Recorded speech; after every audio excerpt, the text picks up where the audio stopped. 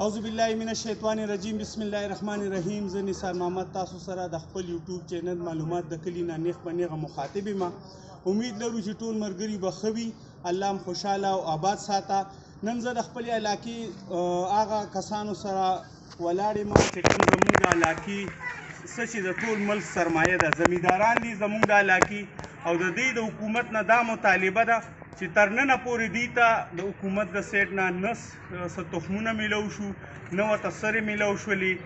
دوی دا مطالبه کوي چې موږ منډۍ ته لاړ شو، نو موږ نه سبزیانې منډۍ والا په نیم نیم قیمتونو والي، که میل ته ګني یوسو نو هغوی موږ ته داسې قیمت ولګوي چې هغه الټه د فایدې نه زموږ نقصان طرف ته لاړ شو.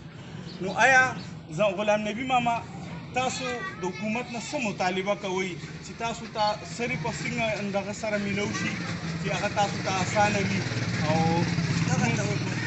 دغه ده چې مطلب دی چې موږ ته سرې نه میلاوي جی او وروره په دې پټو دومره خرچې کېږي خبرو چې سر یې پرې واچوي. اوس ښایي ګني د خدای په نامه یې واخېستم، اوس چې په 250 روپۍ من ګنۍ تا نه وایي نو دا څه فایده؟ کال تېر شو، کال همداسې ما ته وګوره په ځل شو. دا صحیح هو که نه؟ نو دغه شکار دی چې زمیندار ته سرې نه میلاوېږي، وروره خرچې پرې زیاتې کېږي، نو دې کې به زمیندار زور څوک؟ هو که نه؟ آیا دوی د خیبر پختونخوا حکومت نه دا مطالبه کوي چې برای کرم موږ ته سرې وي که تخمونه وي نو موږ سره دا تعاون د حکومت د سیډه پکار دی چې کم سے کم فری نه وي، چې موږ ته په نیم قیمتونو میلو شي چې آیا موږ د نقصان نه بچ شو او موږ دا کومه خواري او محنت په خپلو پټو کې کوو چې دا موږ ضایع نه ځي او موږ ته د زموږ د بچو دپاره هم یو فایده وي او موږ ته هم فایده وي. آیا کاکا تاسو ته د حکومت د سیډه یا داسې بیلچه لاسګاډې کوداله میلو شوې ده نن پورې؟ نه موږ اوس هر څه کوو خپل راوالو او د حکومت د اړخې موږ ته تر اوسه پورې هېڅ هم نه دي میلو شوي.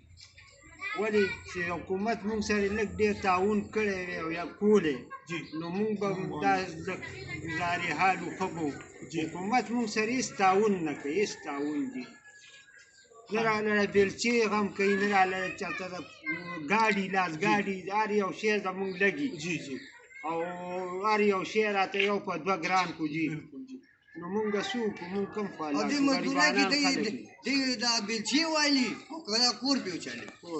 ډېره مهرباني. هغه اوس بله مسله دا ده چې دې ځل موږ خواري وکړه او دلته زموږ اوبه وچې جوار هم لاړه خراب شو، ګني هم خراب شو. هلکه په کار دی د اوبو غم یې چې کړی وله وچه شوه او وروره یې جوار شنډ وکړه، خرچې پرې زیاتې وشوې. صحیح ده کاکا، الله هم خوشحاله کړه. انشاءالله ستاسو دا پیغام به موږ خیبر پختونخوا حکومت ته رسو. امید لرو چې موږ سره به دا د کلي ملګري او خپل یاران دوستان دا تعاون کوي چې تاسو به خصوصي دا ویډیو وګورئ، د اول نه تر اخره پورې دا لایک هم کوئ، سبسکرایب هم کوئ او نورو ملګرو سره شیر کوئ چې د دوی دا اواز هغه چاته ورسي چې د دوی دا تکلیفونه دا کومه خواري محنت چې کوي چې دا ضایع نه ځي، ځکه چې دا زموږ د ټول ملک سرمایه ده. دوی خواري او محنت د چا دپاره کوي؟ دا یوازې د خپل ځان دپاره نه، دا د ټول پاکستان دپاره دا زمینداران لګیا دي او دوی دا خدمتونه کوي. نو ډېره مهرباني ستاسو د مشرانو د راتګ. انشاءالله دا چینل چې دی دا زما نه دی، دا د دې ټول کلي دی.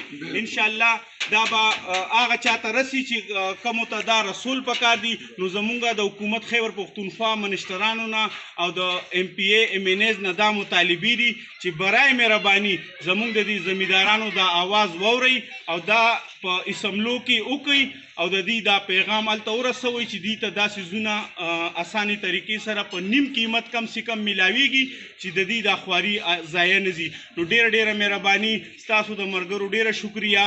تاسو نه اجازت غواړو. د لوی الله په امان د مخې م رڼا شه.